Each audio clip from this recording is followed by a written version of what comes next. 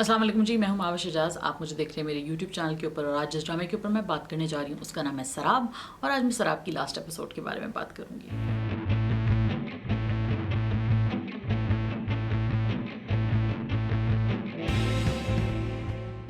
जी, तो सराब हो गया है ख़त्म। इसको लिखा था एडिसन इदरीस ने और इसको डायरेक्ट किया था मोहसिन तलत ने। इसमें थे सोनिया हुसैन, समी खान और भी बहुत सारे एक्टर्स और कैरेक्टर्स थे। नाज़िर जहांगीर भी थी, गाना अली भी थी। उनका एक बी ट्रैक चल रहा था और मेन ट्रैक में हमने ये देखा था कि हुरैन एक ऐसी लड़की है जिसको स्किज़ोफ्रेनिया होता है और उसको एक जिस लड़के से मोहब्बत होती है वो लड़का उसको ये जानते हुए उससे शादी करता है और उसका ख्याल रखता है। रिसेंट एपिसोड में हमने देखा कि उसका बेबी होता है, फिर उसको वही दोबारा उसका साइकोटिक ब्रेक होता है जिसके बाद वो दोबारा अजाइलम में चली जाती है, मेंटल हेल्थ अजाइलम में। और उसके बाद जब वहाँ पहुँचती है वो, तो कैसे उसको वहाँ पे ट्रीट किया जाता है और फिर वो किस मोटिवेशन से वहाँ पे अपना इलाज कराती है इवन तो वो वहाँ नहीं जाना चाहती, और फिर वो किस तरह वापस आ जाती है। तो एंड ड्रामा बड़ा पॉजिटिव नोट पे इस तरह हुआ कि उसको अभी भी ये तो नहीं है कि स्किज़ोफ्रेनिया जो है उसका ख़त्म हो जाता है, क्योंकि एक लाइफ लॉन्ग इलनेस है। तो ऐसा नहीं है कि वो ख़त्म हो जाता है, लेकिन उसको फिर भी उसके साथ डील करना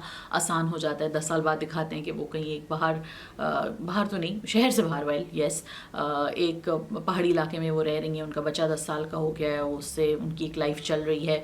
सो वो हेलुसिनेट करती हैं कि बच्चा शायद मतलब दोबारा वो आ जाता है और पहले वो देखा होता है उन्होंने उस बच्चे को, तो वो हेलुसिनेशन उनकी मौजूद होती है। लेकिन फिर भी हमने देखा कि कैसे वो, बिकॉज उनको एक अच्छा माहौल प्रोवाइड किया गया, पॉजिटिव माहौल प्रोवाइड किया गया, तो उनकी ये इलनेस जो है वो इम्प्रूव हो गई। जो बेसिक मैसेज है ड्रामे का वो तो यही है कि जब कोई मेंटल हेल्थ से दो चार होता है, इशू से, मेंटल हेल्थ इशू से, तो उसका ख्याल रखना ज़रूरी है, ना कि उसको मज़ीद दुनिया की बेरहमियों पे छोड़ दिया जाए।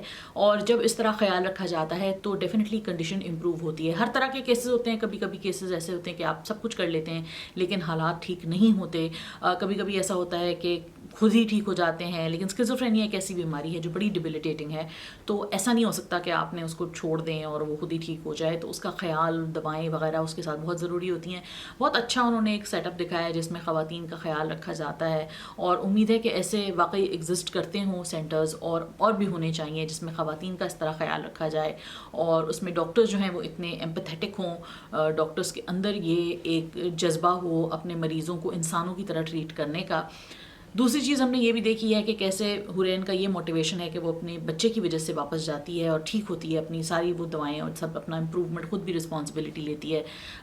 Definitely motherhood is a very strong factor. Motivation आती है इंसान के अंदर और इंटरनल मोटिवेशन जो होती है वो बड़ी स्ट्रॉन्ग चीज़ होती है इंसान को कोई भी काम करने के लिए। आप दुनिया भर उसको बोलती रहे, लेकिन अगर आपके अंदर से कोई चीज़, कोई आवाज़ जागे कोई काम करने के लिए, तो वो आपको बहुत सारे हर्डल्स क्रॉस करने के लिए आपको ताकत दे देती है। फिर हमने ये भी देखा है कि कैसे स्पाउस का एक रोल बड़ा इंपॉर्टेंट होता है, जो हमने असफंद के किरदार में देखा, played once again beautifully by Sami Khan.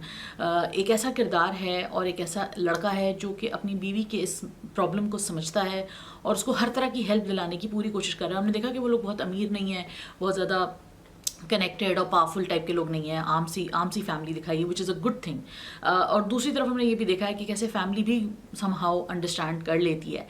थोड़ी सी डेफिनेटली जो सब प्लॉट है, जो बी ट्रैक है, वो डेफिनेटली प्रॉब्लमेटिक था, लेकिन हुरैन और असफंद का ट्रैक इतना पावरफुल था कि मैं आपको बहुत मज़े से ये ड्रामा रिकमेंड करूँगी कि आप ये ज़रूर देखें। इसलिए क्योंकि अगर आप वो बी प्लॉट थोड़ा बहुत इग्नोर भी कर दें तो भी आपको जो मेन प्लॉट है उसमें इतना कुछ है समझने के लिए, देखने के लिए। और मैं चाहती हूँ कि हमारे मर्द हजरात ये ड्रामा देखें और समझें कि जब कोई औरत या जब कोई इंसान, कोई माँ जब इस तरह की किसी तकलीफ़ और कर्ब और अजियत से गुजर रही होती है, उसमें उसका कसूर नहीं होता है। ये एक ऐसी बीमारी है जो साइकोलॉजिकल बीमारी है, नफ्सियाती इस तरह की प्रॉब्लम होती है।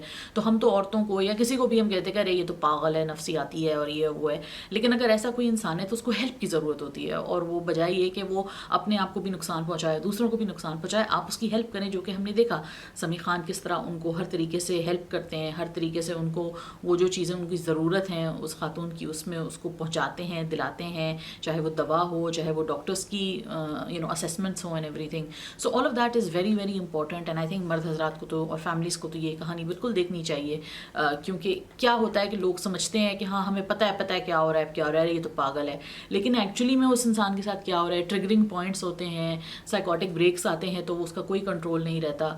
और सोनिया हुसैन का जो इसमें काम है एज़ हुरैन वो इतना ज़बरदस्त है, इतना ज़बरदस्त है कि मेरा नहीं ख्याल कि मैंने रीसेंट हिस्ट्री में कोई इतना इतना अच्छा काम देखा हो है। और बहुत सारे अच्छे अच्छे एक्ट्रेसेस ने बहुत सारा अच्छा काम किया, लेकिन सोनिया हुसैन का काम इतना खूबसूरत है। आप ये ड्रामा देखें और आपको मतलब आपके रोंगटे खड़े हो जाएंगे कि वो इतना ऐसा आपको लगेगा कि ये वाकई यही है। और वो और भी उन्होंने बड़े ड्रामे किए हैं, बड़ी अच्छी एक्ट्रेस हैं वो, लेकिन मेरे ख्याल से एक कलम तोड़ तहरीर होती है, तो ये स्क्रीन तोड़ काम किया है सोनिया हुसैन ने।